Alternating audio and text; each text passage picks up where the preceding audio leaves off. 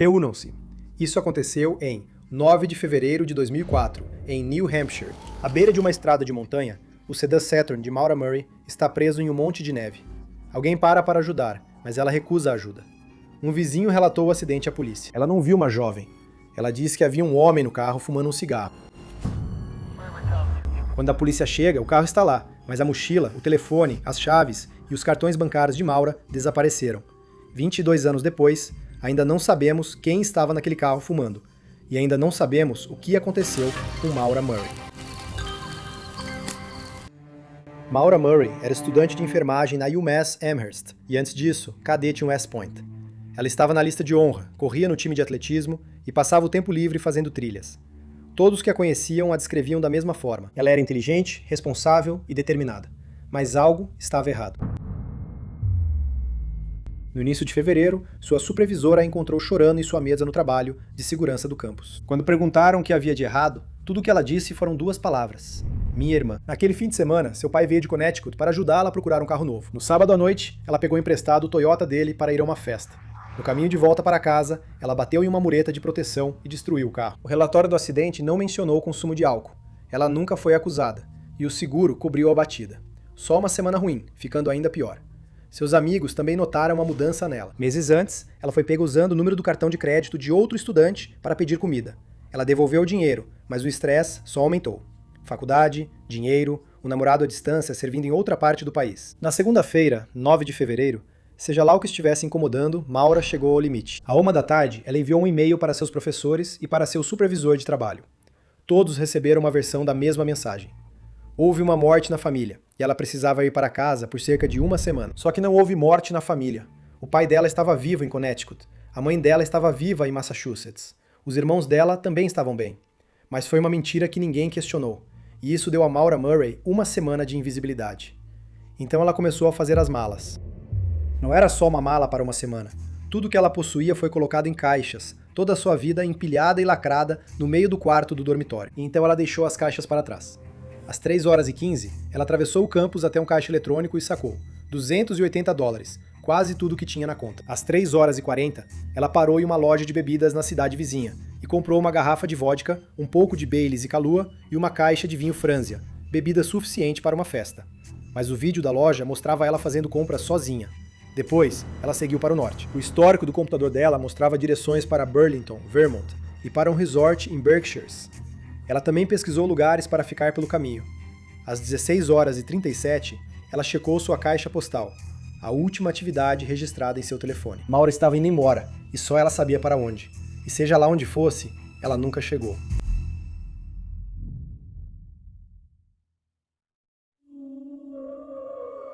A Rota 112, nas Montanhas Brancas de New Hampshire, não é o tipo de lugar onde você quer ficar parado, especialmente no auge do inverno da Nova Inglaterra. Tudo o que existe por lá são casas de fazenda, e elas ficam a quilômetros de distância umas das outras. E está escuro. Não há postes de luz. Os faróis do seu carro são a única iluminação.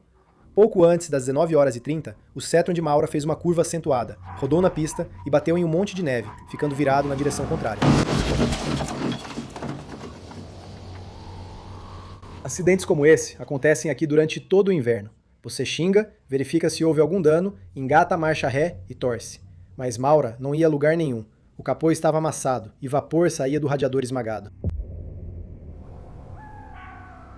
Uma mulher na casa de fazenda mais próxima ouviu o acidente e viu um carro parado torto na neve. Às 19h27, ela ligou para o 911. Ela disse ao atendente que podia ver alguém dentro do carro, um homem fumando um cigarro. Minutos depois, um ônibus escolar parou ao lado do carro destruído. Maura ainda estava dentro do carro. O motorista do ônibus, Butch Atwood, não viu nenhum sangue. A garota parecia estar com frio e abalada. Ele perguntou se ela estava bem e se ofereceu para chamar a polícia. Ela implorou para que ele não fizesse isso. Ela disse a ele que já tinha chamado a AAA e que um guincho já estava a caminho. Butch sabia que isso era impossível. Ele morava a uns 100 metros dali. Não havia sinal de celular por ali. Ela não poderia ter ligado para ninguém.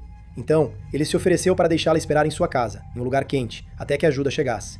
Mais uma vez, ela recusou. Butch foi para casa, estacionou seu ônibus e ligou para o 911. Mesmo assim, sua ligação foi feita às 7h42. Às 7h46, um policial chegou ao Saturn. As portas estavam trancadas e manchas vermelhas cobriam o interior do carro. Não era sangue, era vinho. Havia livros didáticos e roupas, a bebida que ela comprou naquela tarde, a papelada do Toyota destruído de seu pai. As luvas dela ainda estavam no banco. E, enfiado entre os bancos, um livro, Not Without Peril, 150 Years of Misadventure on the Presidential Range. História sobre pessoas que morreram nas montanhas. As mesmas montanhas pelas quais ela estava dirigindo. Mas nada de Maura Murray. Do primeiro chamado para o 91 até o policial parado ao lado do carro vazio dela, se passaram 19 minutos. Nesses 19 minutos, em uma estrada escura perto bastante de duas casas para ser ouvida, Maura Murray desapareceu. O policial caminhou ao redor da cena. Toda a área estava coberta por 60 centímetros de neve, mas não havia uma única pegada. Cães farejadores seguiram o cheiro dela por cerca de 100 metros para o leste e pararam. O cheiro terminou no meio da estrada, como se ela tivesse sido levantada do chão. Mas a polícia estadual já tinha visto esse tipo de coisa antes. Maura saiu daquela estrada no carro de outra pessoa.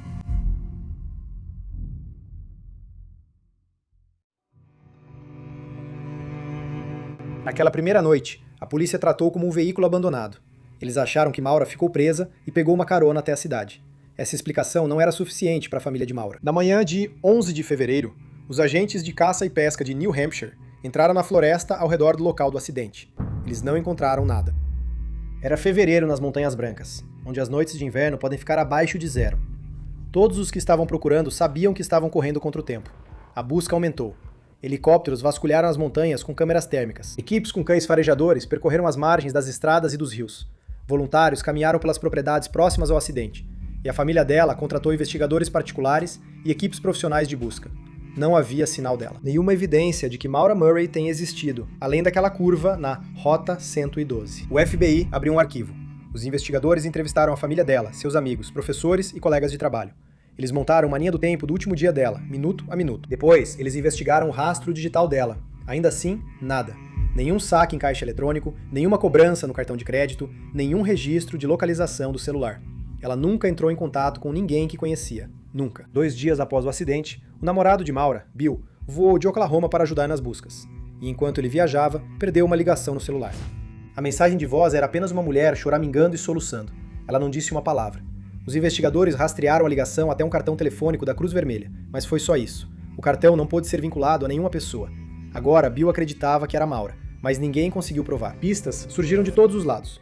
Uma peça de roupa íntima feminina usada apareceu perto da área de busca, mas o DNA provou que não era de Maura.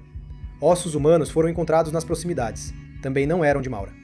5 semanas depois do desaparecimento dela, outra jovem desapareceu em Vermont, Brianna Maitland. Os investigadores procuraram uma ligação entre os dois casos, mas nunca encontraram nenhuma. Ao longo dos anos, eles dragaram um lago, cavaram um porão de uma casa perto do local do acidente e vasculharam propriedades em 2 cidades vizinhas. Nada. E os mistérios continuaram se acumulando. Ninguém jamais identificou o homem que o vizinho viu sentado no carro de Maura. Ninguém jamais conseguiu provar quem deixou aquela mensagem de voz com alguém chorando. E ninguém, nem a família dela, nem o FBI, jamais descobriu para onde Maura Murray estava indo naquela noite. O pai dela pediu para ver o arquivo do caso, e o Estado disse não. Fred Murray está frustrado com a resposta da polícia desde o dia em que a filha desapareceu. E, no fim das contas, ele queria acesso aos registros. Então, ele foi à justiça para tentar obter todos os registros desse caso. E essa foi uma batalha que chegou até a mais alta corte do estado de New Hampshire. Ele entrou com o processo e perdeu. Já se passaram 22 anos, e a família nunca viu o arquivo completo. O caso ainda está em aberto. E New Hampshire ainda classifica o desaparecimento como suspeito. O nome dela está registrado na Unidade de Casos Não Resolvidos do Estado, no FBI e no NAMAS. A cada poucos anos, surge uma nova pista, uma nova busca é anunciada, e a família dela volta àquelas montanhas para procurar tudo de novo. A Rota 112 ainda tem 2 faixas. O sinal de celular ainda é instável. E Butch Atwood, a última pessoa a conversar com Maura Murray, se culpou até morrer. Ele disse: "Eu só queria ter conseguido fazer com que ela viesse comigo."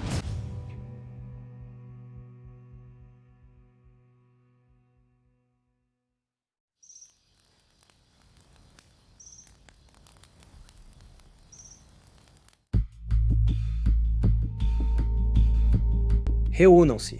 Isso aconteceu. Existe um vídeo que foi repostado na internet nos últimos 12 anos. Ele tem milhões de visualizações. E o mistério ainda não foi resolvido. É uma filmagem de segurança de um homem no aeroporto de Varna, na Bulgária. Ele veste uma camisa amarela e carrega uma mochila e uma bolsa de viagem.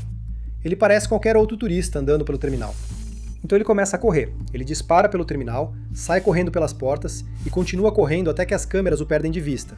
Ele pula uma cerca, cai em um campo de girassóis e desaparece. Ele deixa tudo para trás. Sua carteira, seu telefone, seu passaporte. Lars Mittank fugiu em 8 de julho de 2014 e ninguém o viu desde então.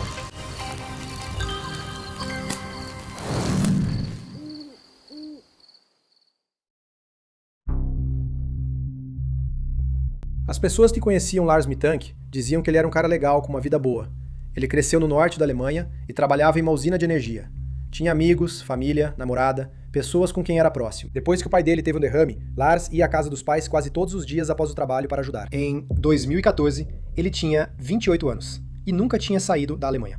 Naquele verão, ele e 5 amigos voaram para a Bulgária, para sua primeira viagem ao exterior. Eles ficaram em um resort de praia em Golden Sands, bem na beira do Mar Negro, daqueles lugares onde os bares ficam abertos até o sol nascer. Eles passaram uma semana curtindo a praia durante o dia e indo para as baladas à noite. Os amigos disseram que Lars estava relaxado e se divertindo. Todos estavam. Um amigo percebeu que Lars não estava comendo muito, só fazia refeições leves de vez em quando. Mas estava quente e eles estavam festejando, então não parecia estranho o suficiente para mudar qualquer plano. Em uma das últimas noites em Golden Sands, o grupo foi a um bar para assistir a um jogo da Copa do Mundo, Costa Rica contra a Holanda. Lars vestia sua camisa do Werder Bremen e havia torcedores do Bayern de Munique na plateia. Durante a partida, Lars e os outros alemães começaram uma discussão. As pessoas estavam bebendo, o clima estava tenso, e Lars e seus amigos foram embora antes que a situação piorasse. No caminho de volta para o hotel, seus amigos pararam para comer alguma coisa. Lars não quis. Ele disse que os encontraria no hotel e saiu andando sozinho. Eles só o viram novamente na manhã seguinte. Quando Lars finalmente apareceu, ele estava com o tímpano rompido. Ele disse que 4 homens o atacaram enquanto ele andava sozinho e achava que os torcedores do Bayern de Munique do bar os contrataram para fazer isso. Seus amigos disseram para ele procurar um médico. O médico olhou o ouvido e não gostou do que viu. A mudança de pressão em um voo poderia piorar o dano. Então Lars não podia voar para casa ainda. Ele recebeu uma receita de antibiótico, Cefprozil, e seguiu seu caminho. Seus amigos se ofereceram para ficar com ele. Lars disse que estava bem.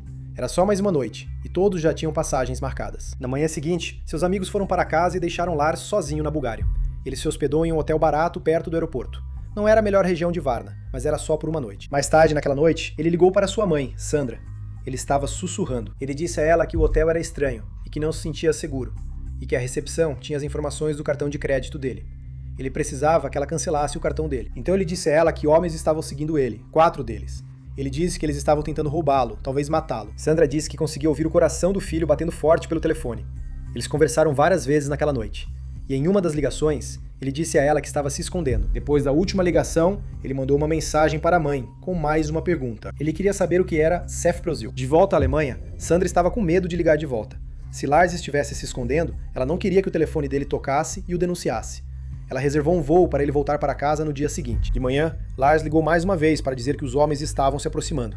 Depois, ele mandou uma mensagem dizendo que tinha chegado ao aeroporto. Sandra comprou uma passagem de ônibus para ele, caso ele ainda não conseguisse voar, e transferiu 500 euros para cobrir o que ele precisasse. Ele nunca pegaria esse dinheiro, ele nunca embarcaria naquele ônibus e nunca pegaria aquele voo.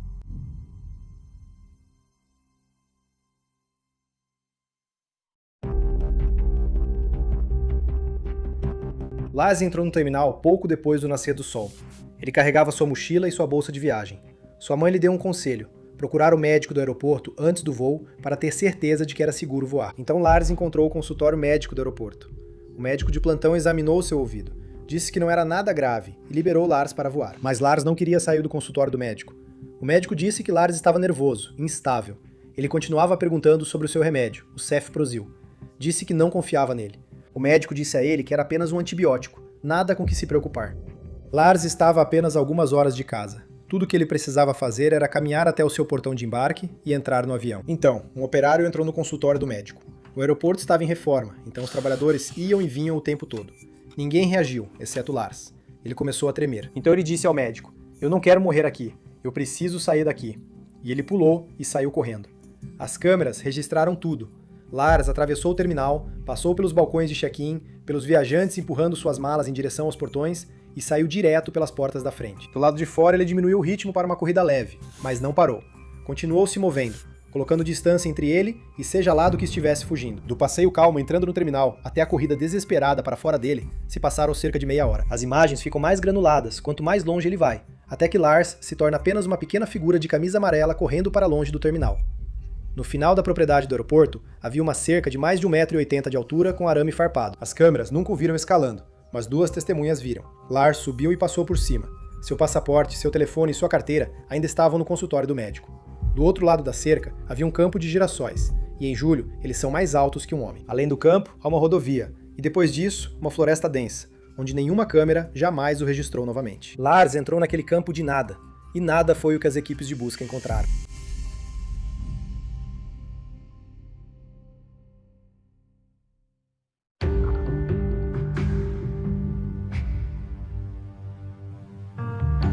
A polícia búlgara vasculhou o campo, as estradas que saíam de Varna e as florestas ao redor do aeroporto.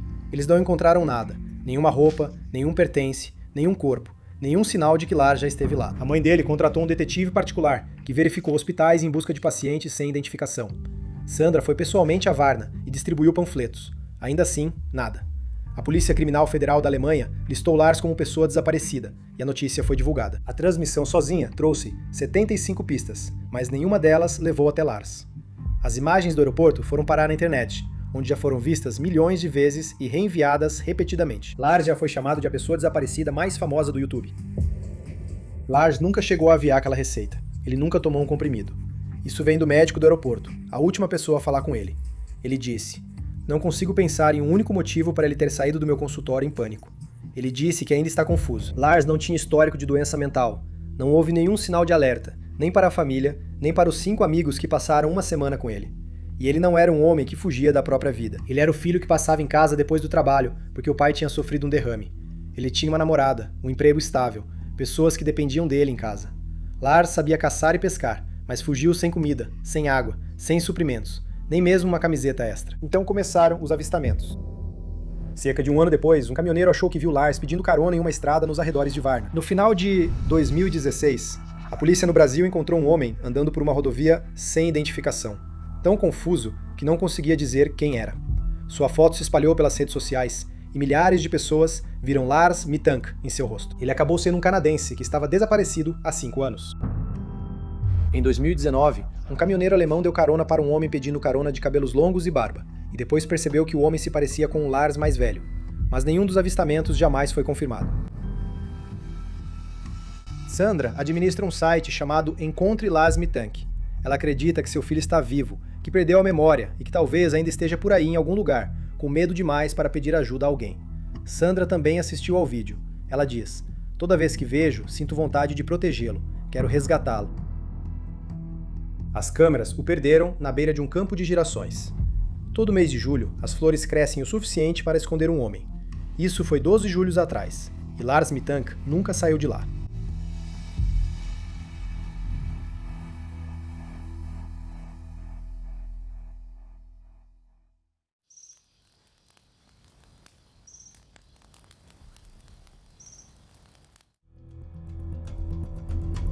Reúnam-se. Isso aconteceu em uma manhã de sexta-feira, em setembro de 2007. Um garoto de 14 anos entrou em uma estação de trem no norte da Inglaterra e comprou uma passagem só de ida para Londres. Ele tinha 200 libras no bolso e um PlayStation portátil na mochila.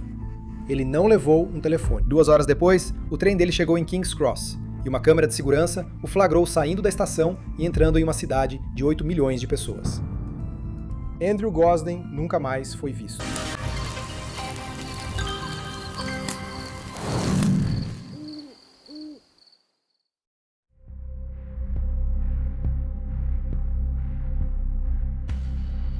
Andrew Gosden morava em Doncaster com os pais e a irmã mais velha, Charlotte. Ele usava óculos de grau grossos e parecia mais novo do que 14 anos. A família o chamava de Roo, porque, como disse o pai dele, ele era pequeno e cheio de energia quando criança. Ele amava heavy metal, Slipknot, Muse, Marilyn Manson. Depois da escola, ele sumia no porão para jogar videogame. E ele era brilhante. Estava entre os 5% melhores alunos de todo o país. Seus professores achavam que ele iria para Cambridge. Na noite antes de desaparecer, a família montou um quebra-cabeça no chão da sala e assistiu TV. Foi uma noite comum, em todos os sentidos possíveis. Na manhã seguinte, o pai dele teve dificuldade para acordá-lo, algo que nunca tinha acontecido antes. Andrew parecia irritado, e isso também não era típico dele. Mas alguns minutos depois das 8, ele saiu pela porta da frente, com o uniforme da escola, e foi em direção ao ponto de ônibus. O mesmo ônibus que pegava todas as manhãs. Andrew nunca faltou um dia sequer na escola, nem uma vez na vida. mas naquele dia ele não entrou no ônibus. Um amigo da família o viu às 8h20, sentado sozinho em um banco em um parque próximo. Ele estava esperando o resto da família sair de casa. Assim que eles saíram, ele voltou para casa e entrou. Tirou o uniforme da escola e colocou na máquina de lavar. Depois pendurou o blazer nas costas da cadeira. Isso é exatamente o que ele fazia todos os dias depois da escola. Qualquer um que olhasse para o quarto dele pensaria que Andrew chegou em casa no horário normal, em um dia normal. Então ele trocou de roupa, vestiu uma camiseta preta do Slipknot e uma calça jeans preta. Pegou uma mochila coberta de patches de bandas e jogou dentro a carteira, as chaves e o PSP, e nada mais. A câmera de segurança de um vizinho o flagrou saindo de casa em direção à estação de trem. Às 9h08, ele parou em um caixa eletrônico e sacou 200 libras. Chegou à estação de Doncaster às 9h22 e pediu uma passagem só de ida para Londres. O atendente achou que ele parecia um pouco jovem para fazer uma viagem de 2 horas sozinho e ofereceu uma passagem de volta quase de graça. Andrew recusou. Ele embarcou no trem às 9h36 e um passageiro sentado em frente a ele se lembrou de um garoto quieto que jogou o PSP a viagem inteira. Às 11h20, o trem chegou a King's Cross. 5 minutos depois, as câmeras de segurança registraram Andrew saindo pela entrada principal. Depois disso, ele desapareceu na cidade. Sua família só saberia disso horas depois. Naquela noite, os Golsen sentaram-se para jantar. O blazer estava na cadeira e o uniforme estava na máquina de lavar. Então, eles imaginaram que Andrew estava em casa, no porão, jogando Xbox. Chamaram-no para comer. Nenhuma resposta. Ele não estava em casa. Eles começaram a ligar para todos que poderiam saber onde ele estava. Vizinhos, amigos, a escola dele. Foi então que eles descobriram que Andrew nunca apareceu na aula. A escola tentou ligar naquela manhã, mas discou o número errado e deixou uma mensagem de voz para a família errada. Então, por um dia inteiro, ninguém soube que Andrew havia desaparecido. Os pais dele ligaram para a polícia. O filho deles estava desaparecido.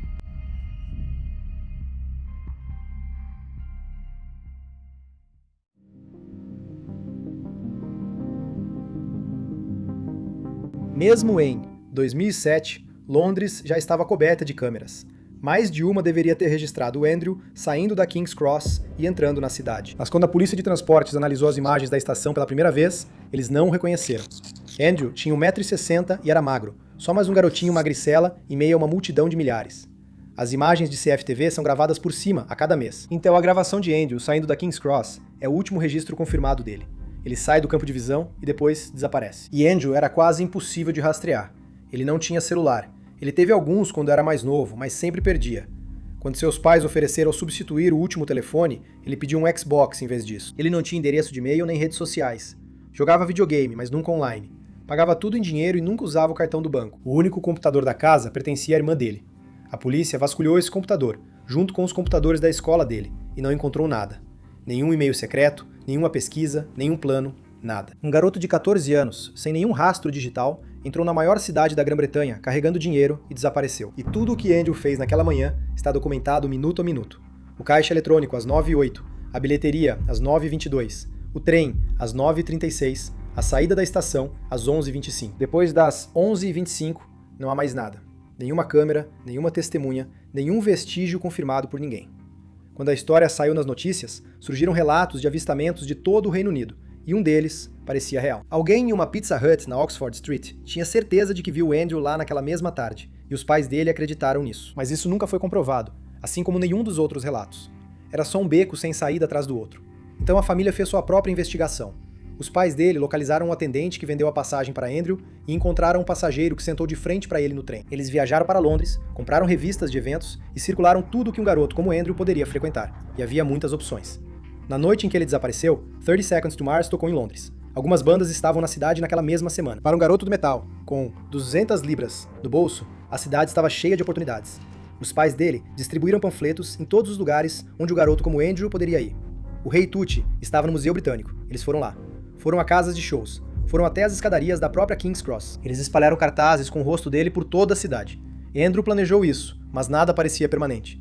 Ele deixou 100 libras de dinheiro de aniversário em seu quarto. Deixou o passaporte. Ele deixou o carregador do PSP que levou com ele. Nem sequer levou um casaco. Mas dias viraram semanas, e semanas viraram anos. E se Andrew planejava voltar para casa, algo deu terrivelmente errado.